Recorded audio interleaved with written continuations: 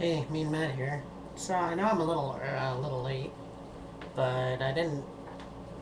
But I did watch WrestleMania 27 on pay-per-view when it aired, and I thought, well, I'd like to review it because, and I never reviewed a WrestleMania or any pay-per-view like that. But I thought this pay-per-view was the worst WrestleMania I have ever seen, exception of one match. I'll get to that later. I mean, it started with a world title match: Edge versus Alberto Del Rio. Um, actually, no. First of all, it started off with The Rock. The Rock was supposed to host WrestleMania. Now, let me ask you all a question. Um, can somebody tell me who hosted WrestleMania last year, or the year before that, or the year? So, why is The Rock, you know, all of a sudden, and that's what irritated me about, him coming back so that we can celebrate his birthday. It's just McMahon kissing ass and, oh, Rock, you're back from making movies and now you're gonna do this. And so anyway, he came back and said, well, and so your first match was Edge versus Alberto Del Rio, which won, but we didn't know that was going to be his last match forever. Because, of course, he came out and he said that he has to leave now and blah, blah, blah. So then, it had, of course, Michael Cole versus Jerry Lawler, uh, Michelle McCool and Dolph Ziggler, or Lay Cool, sorry, versus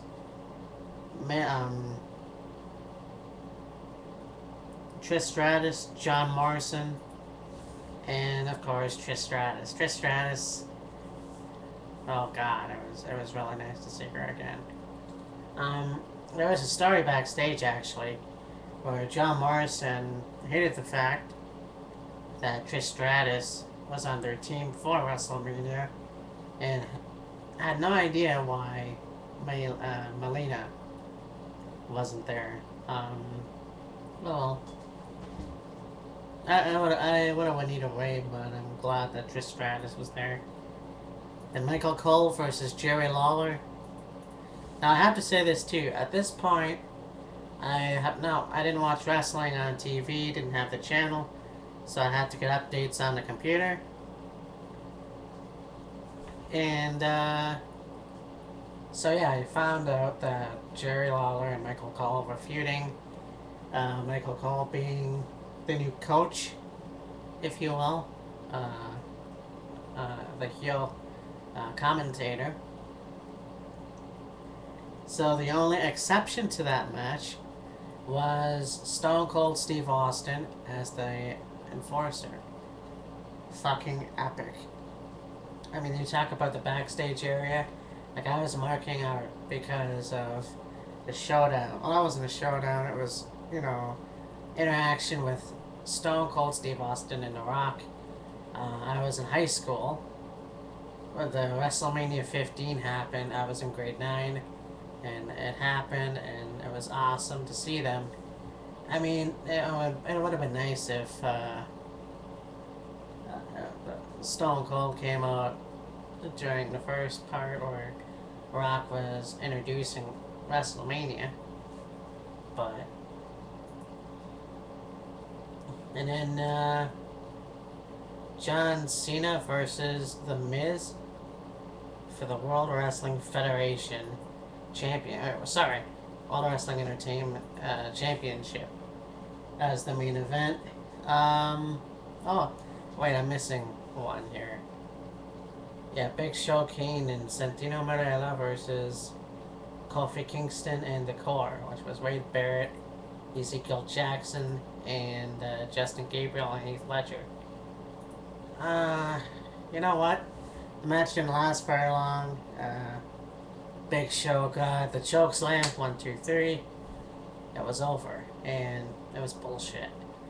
It could have been a lot better, and the fact that Wade Barrett was the Intercontinental Champion, they could have had an Intercontinental title match. I don't know any WrestleMania where there was no Intercontinental Championship match.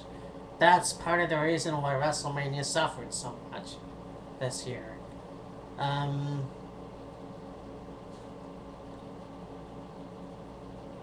Then our main event was John Cena versus The Miz. So here's what happened. Okay, it was a count out. Then The Miz, The Rock came, said that it's not gonna happen. Blah blah blah. I thought it was gonna be like WrestleMania 9, where Hogan came in right after Yokozuna beat Bret Hart for the World Championship. And nope, Rock said the match is gonna continue, and then of course Miz 1, 2, 3, and well, I was after The Rock gave the rock bottom to John Cena. Okay. So, alright. With the exception of... Okay, first of all, there is no exception, I'm sorry. No title change this year at WrestleMania in a bullshit main event. But there must be a God somewhere. Because Triple H and The Undertaker saved WrestleMania. Saved a great match. I was watching it with a friend of mine, and he says to me, quite possibly one of the best matches ever.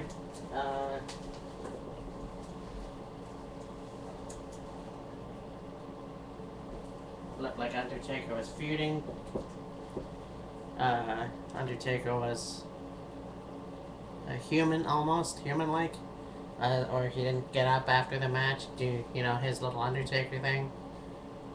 My friend might have thought he had a heart attack. We don't know. It turns out it wasn't, but plus it was also awesome to hear both Metallica and Motorhead, so that was awesome.